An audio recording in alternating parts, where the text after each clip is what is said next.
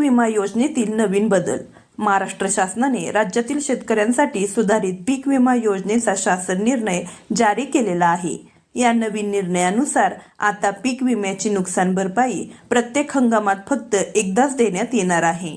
या अगोदर काही विशिष्ट परिस्थितीमध्ये मध्यंतरी नुकसान भरपाईची तरतूद होती, परंतु सुधारित योजनेत ही पद्धत रद्द करण्यात आलेली आहे.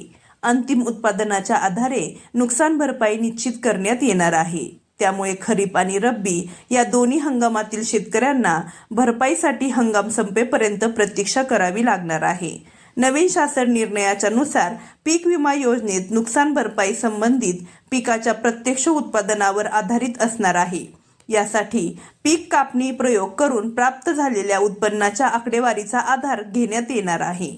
त्या आकडेवारीच्या आधारे विमा कंपनीकडून नुकसान भरपाईची रक्कम निश्चित करण्यात येणार आहे. त्यामुळे उत्पादनातील घट अचूकपणे नोंदवून त्यानुसार भरपाई देण्यावरती शासनाने भर दिलेला आहे. सुधारित योजनेमुळे मध्यंतर नुकसान भरपाई अथवा ट्रिगर आधारित भरपाईची पद्धत बंद होणार आहे.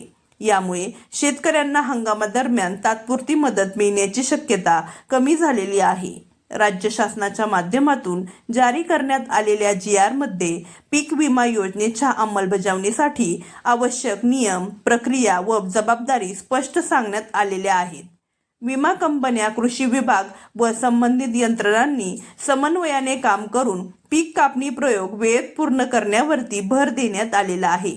त्याचबरोबर अंतिम उत्पादनाची आकडेवारी उपलब्ध झाल्यानंतर पात्र शेतकऱ्यांना नियमानुसार नुकसान भरपाई वितरित करण्यात यावी असे नमूद करण्यात आलेले आहे. अशाच नवनवीन व महत्त्वपूर्ण माहितीसाठी आपल्या चॅनलला सबस्क्राईब करा.